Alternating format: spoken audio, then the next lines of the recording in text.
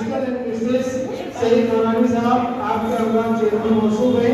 हमारे इसी अदारे के एडवोकेट न्यास लोधी साहब हैं। इंस्टीट्यूट जो है, अदारा जो है, जो कैंपस जो है वो जेटी का कैंपस है।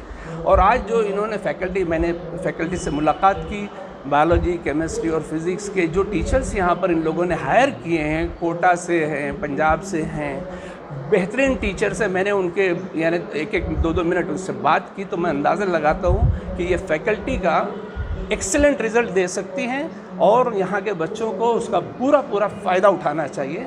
मेरी नेक ख्वाहिशात तमाम तलबात के साथ है कि वो इस नीट एग्ज़ाम को क्रैक करें और शहर का नाम, मुल्क का नाम रोशन करें। Thank you. शहर मालेगांव में जो चीज़ शहर मालेगांव परेशान था जिस चीज़ों को लेकर, उस चीज़ को जेटी ट्रस्ट ने महसूस किया और उसको पाए तकमील के लिए लाने के लिए दिन रात मेहनत करके हम लोगों ने नीट की क्लासेस जो अच्छे पैमाने पे चलाने के लिए हम शुरुआत किए हैं।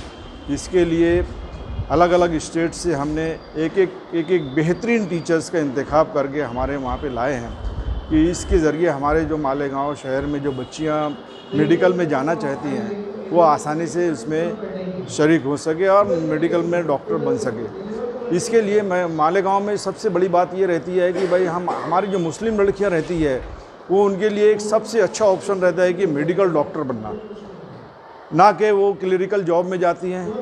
एक तो 2 ही जॉब रहता है उनके पास में, एक तो टीचर, बेहतरीन टीचर बन सकते हैं और एक तो डॉक्टर बन सकते हैं।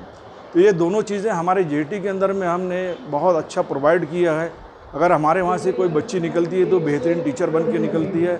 अब दूसरा ऑप्शन हमने जो मेडिकल का चालू किया है, कोटा पैटर्न के ज़रिए हमने जो यहाँ से चालू किया, जो लाया हमने यहाँ से, अब शहर को एक बेहतरीन डॉक्टर हम प्रोवाइड करेंगे।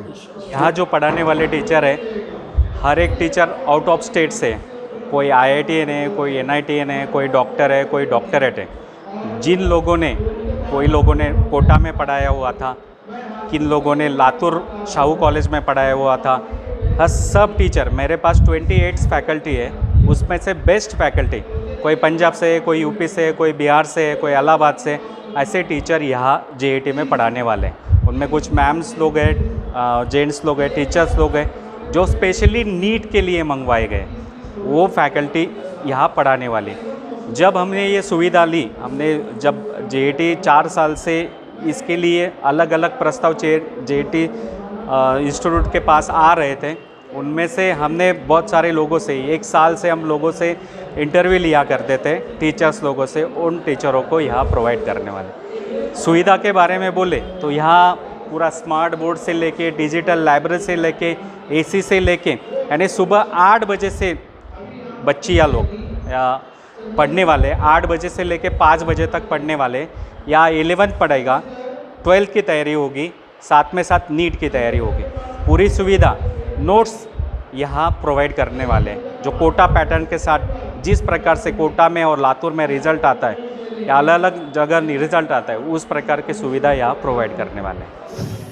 और आपके चेयरमैन निहार अंसारी साहब और मेहमान स्टेज पर बैठे हुए और फैकल्टी के तमाम टीचर्स और मेरे प्यारे स्टूडेंट्स और पेरेंट्स, सबसे इम्पोर्टेंट तो स्टूडेंट्स हैं, क्योंकि अगर आप लोग नहीं होगे तो फैकल्टी नहीं होगी, फैकल्टी नहीं होगी तो चेयरमैन की ज़रूरत नहीं होगी, चेयरमैन नहीं होगा तो मुझे कोई नहीं बुलाएगा यहाँ। तो इसके लिए सबसे इम्पोर्टेंट आप हैं आज की तारीख में।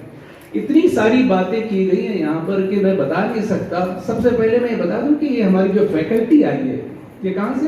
Kota pattern NEET. कोटा किस चीज़ के लिए मशहूर है आप जानते हैं बच्चों? एनीबडी? नो।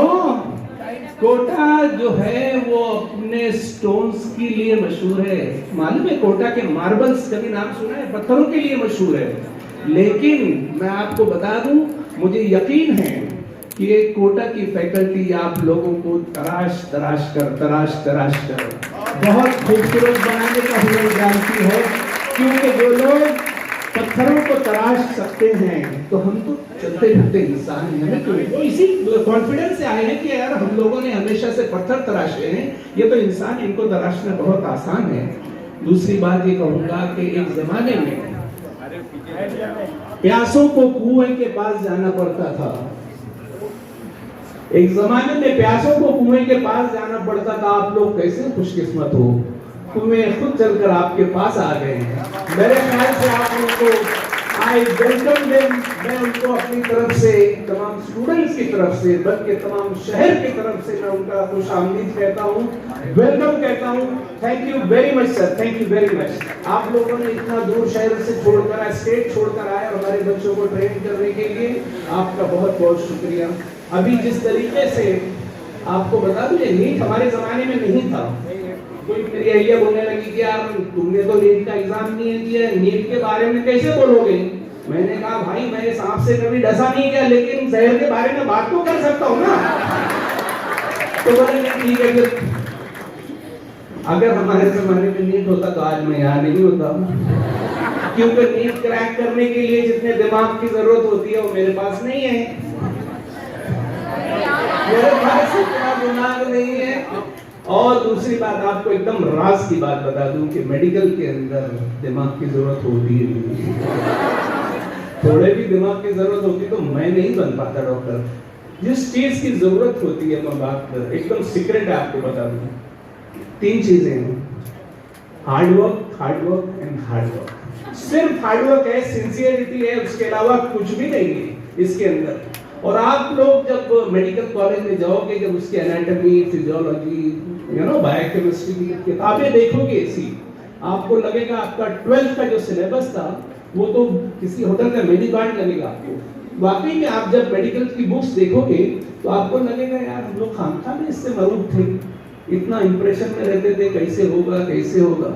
आप लोगों को मैं बहुत सिंपल ट्रिक बताता हूँ कि मैडम ने शायद कहा था, किसी मैडम ने, मुझे पता नहीं, गलत नाम लेने से अच्छा नाम मत लो, वो क्वेश्चन छोड़ दो, एक तो निगेटिव मार्किंग में चले जाओगे। इसके लिए मैं आपको बता देता हूँ कि किसी मैडम ने कहा था कि ये यूनिडायरेक्शनल टीचिंग नहीं होना चाहिए।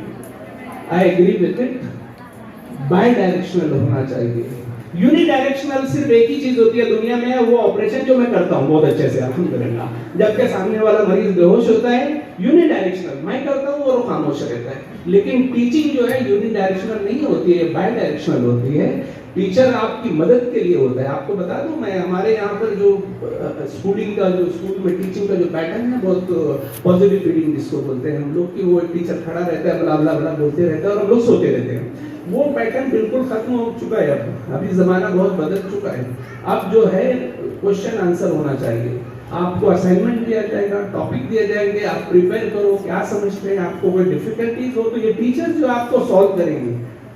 एक मेथड होता है, आप एक टॉपिक उठाइए, फॉर एग्जांपल फिजिक्स के टॉपिक्स मुझे ज्यादा पता नहीं, बायोलॉजी में मान लो रेस्पिरेटरी सिस्टम है, रेस्पिरेटरी सिस्टम आपको दिया जाता है, एंडोक्राइनोलॉजी रहती है, जो भी सिस्टम दिया जाता है आप उसको 2 दिन तक पढ़िए, 2 दिन तक पढ़िए और उसके अंदर आपको जो भी क्वेरीज हैं, जो भी डाउट्स हैं, आपको बहुत सिंपल डाउट हो सकते हैं, लेकिन आप उनको पूछना जरूर। आपको लगेगा कि ये मेरा ये सवाल कहीं बेवकूफी वाला सवाल तो नहीं है, यानी स्टूपिड है, I asking a stupid question.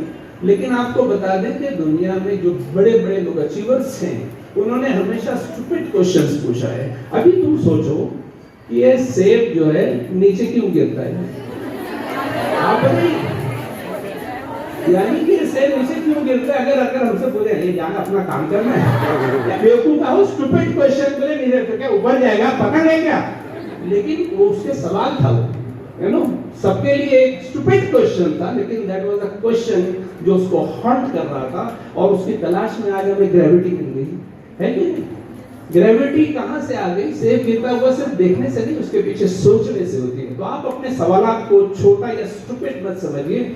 एक टॉपिक लीजिए, 2 दिन लीजिए, 3 दिन लीजिए, 4 दिन लीजिए, जो भी टाइम लगता है आपको, स्टडी इट हार्ड। इससे पहले कि आप उसके ऊपर एमसीक्यूज या क्वेश्चन सॉल्व करो, मैं बोलूंगा कि आप उसके ऊपर पहले जितने भी डाउट्स हैं क्लैरिफाई कर लो। Let the topic be crystal clear in your head. एक मर्तबा तुम्हारे जहन में क्रिस्टल क्लियर हो जाएगा कोई भी टॉपिक, है ना। यानी कि अगर मान लो कि चाय बनाने की तरकीब तुम्हारे जहन के अंदर क्लियर है, उसके इंग्रेडिएंट्स क्लियर है, तो कैसे भी घुमाकर पूछेंगे कि इसके अंदर शक्कर डाला, दूध डाला, पानी लाया, व्हाट इज मिसिंग, तुम्हें मालूम है पत्ती ने डाला बंदे ने, तो फट करके बोल दोगे, है ना। और इसको सिर्फ पत्ती भी डाला, शक्कर भी डाला, दूध भी डाला, लेकिन अगर हीटर चालू नहीं किया तो चाय नहीं बनेगी, तुम्हें पता है व्हाट इज मिसिंग। तो बिकॉज तुम्हारा जो मेकिंग ऑफ चाय जो है तुम्हारे जहन में कॉन्सेप्ट क्लियर हो चुका है। तो इसी तरीके से किसी भी टॉपिक को आप लीजिए, उसको पहले एकदम क्रिस्टल क्लियर कॉन्सेप्ट पैदा कीजिए। Don't jump on to solving the questions. Question solve करने की कोशिश मत करो जब तक टॉपिक तुम्हारे जहन में क्लियर नहीं हो जाता है। और मुझे खुशी है कि एडेड फैकल्टी आप लोगों की हेल्प के लिए यहाँ पर है। क्वेश्चन आंसर डाउट्स यहाँ पर क्लियर हो गए, तो आप उस वक्त तक क्वेश्चन सॉल्व मत करना जब तक कि आप लोगों के सारे डाउट्स क्लियर नहीं हो जाते।